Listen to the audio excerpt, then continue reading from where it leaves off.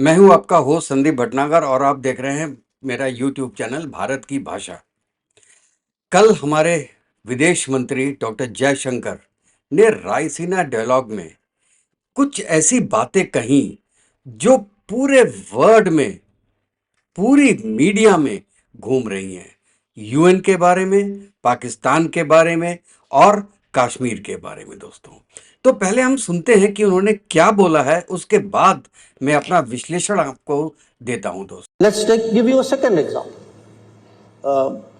We all speak of sovereignty and territorial integrity. All of us agree. It's a vital principle. It's the bedrock of global rules. After the Second World War, the longest standing illegal, I would say, presence, occupation of a territory by another country pertains to India. What we saw in Kashmir. Now, we went to the UN. What was an invasion was made into a dispute. हाँ, तो दोस्तों आपने देखा, उन्होंने कहा कि UN ने जो एक तरीके से जम्मू एंड कश्मीर की टेरिटरी थी उसको डिस्प्यूट बना दिया, जबकि पाकिस्तान ने 1947-48 में उसको ऑक्युपाई कर लिया था इंडिया से।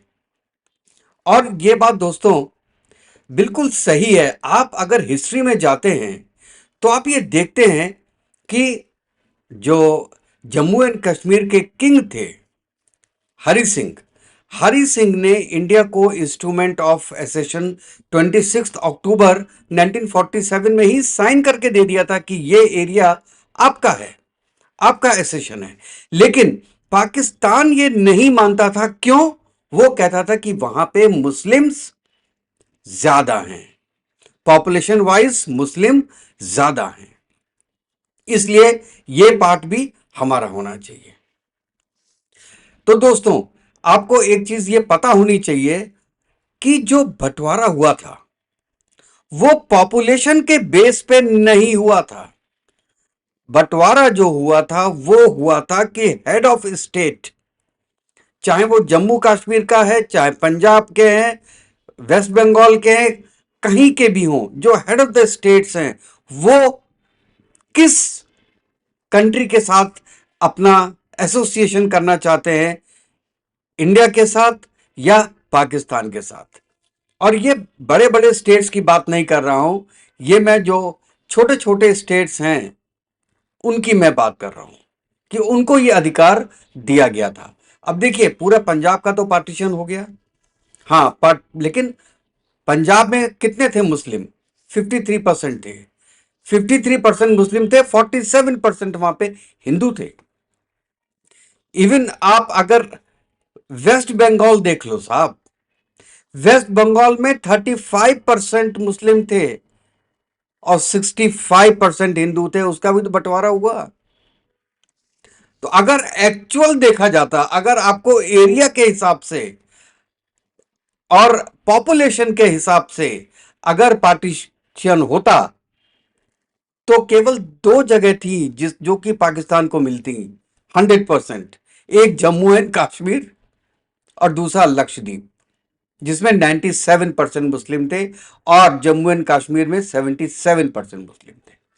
बाकी सब जगह हिंदू और मुस्लिम पॉपुलेशन जहां थी वहां बराबर थी, नहीं तो बहुत डिफरेंस था। चाहे गुजरात ले लें, यूपी ले लें, बिहार ले लें, राजस्थान ले लें, इन सब में तो बहुत ज्यादा डिफरेंस था।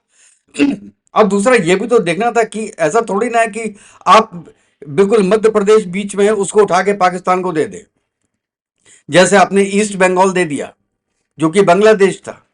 क्या हुआ? नहीं रख पाए ना अपने पास। अब क्या बोलते हैं डॉक्टर जयशंकर यूएन के बारे में कि यूएन ने कहां गलती की? आगे सुनते हैं। तो So the attacker and the victim were put on par. Who were the culpable parties? UK, Canada, Belgium, Australia, USA. So, pardon me, I have some question marks on that whole order. Now, I can give you many more. We speak today of political interference. When the West goes out into other countries, it's apparently in pursuance of democratic freedoms. When other countries come into the West, it seems to have a very malign intention. So I think we need, if to have an order, there must be fairness. I agree with you, Dominic. We need a strong UN, but a strong UN requires a fair UN. A strong, a global order must have some, some basic consistency of standards. We have military coups to our east in Myanmar. They are no-no. We have them even more regularly to the west, where. They seem to be okay.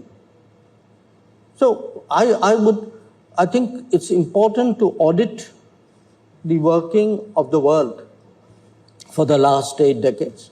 Jaishankar साहब ने बिल्कुल ठीक कहा कि UN एक तरीके की US की बॉडी बन के काम करती है और ये पिछले 20 साल से चला आ रहा है। इवन हमारे केस में 1947 से चला आ रहा है। देखिए, जब इन्वेजन हुआ था पाकिस्तान का इंडिया में, जम्मू एंड कश्मीर के एरिया में, तो यूएनएससी ने, सिक्योरिटी काउंसिल ने उसको इन्वेजन माना था और इसीलिए पाकिस्तान को एग्रेसर कहा था। लेकिन यूएन ने क्या किया? यूएन ने दोनों को एक पड़ले पे लाके खड़ा कर दिया कि तुम दोनों बराबर हो।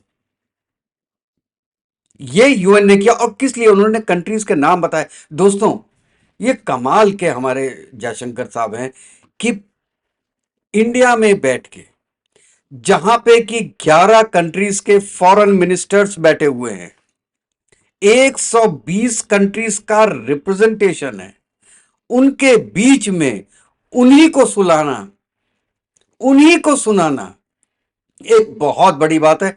और ये हिम्मत उनको कहां से मिलती है? ये हिम्मत उनको हम 140 करोड़ लोगों से मिलती है जिनका वो रिप्रेजेंटेशन करते हैं।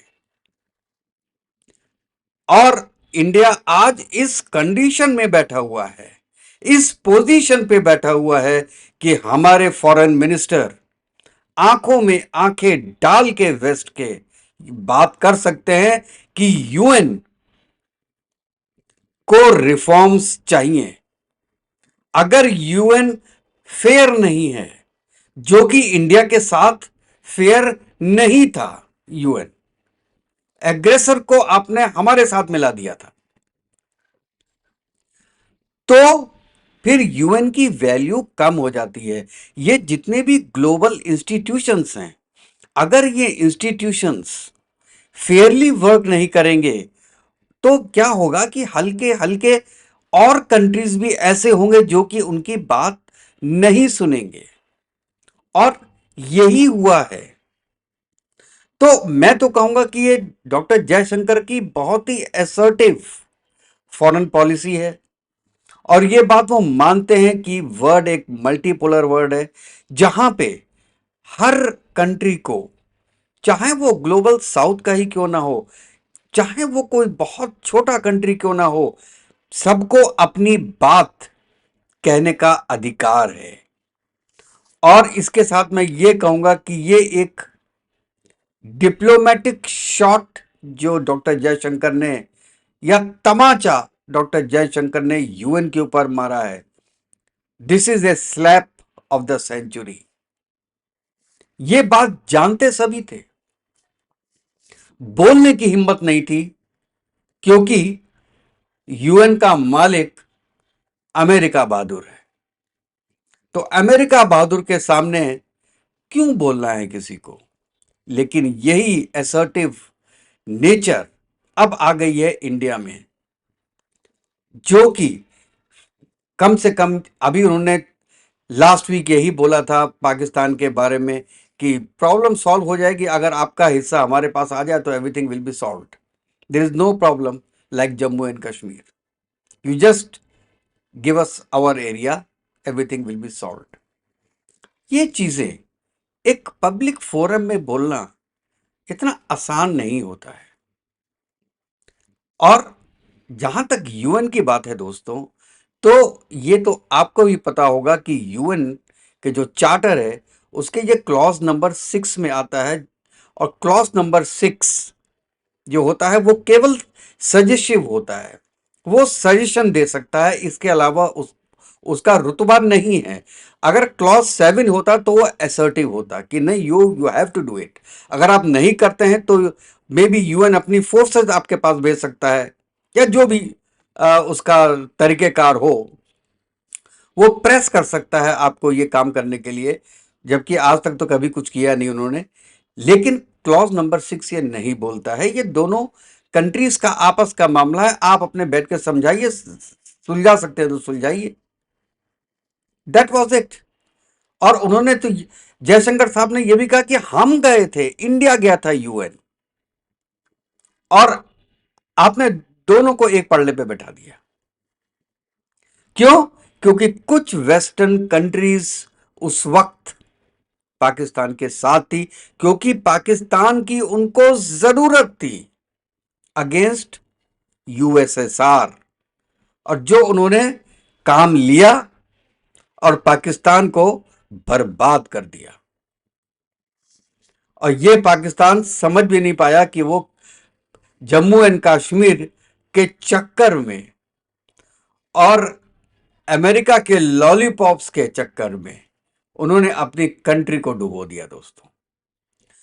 तो कल ये रायसीना डायलॉग में जो जयशंकर साहब ने बोला है, इसकी गूंज बहुत दूर तक जाएगी दोस्तों, क्योंकि जब 125 कंट्री के रिप्रेजेंटेटिव्स होते हैं तो वो अपनी कंट्रीज में रिपोर्ट भी देते हैं कि किस स्पीकर ने क्या बोला। उसमें आएगा डॉक्टर जयशंकर ने यूएन के बारे में बोला, और आप देखिए पूरा फाड़ रखा है इसने एक्स को, सब जगह इनका चर्चा है। और ये क्योंकि सच बोलने की हिम्मत है इंडिया में आज की डेट में। तो दोस्तों, ये था मेरा आज का इशू, और फिर कल किसी नए टॉपिक पे बात करेंगे। तब तक के लिए जय हिंद, जय भारत, वंदे मातरम। खुश रहिए, स्वस्थ रहिए।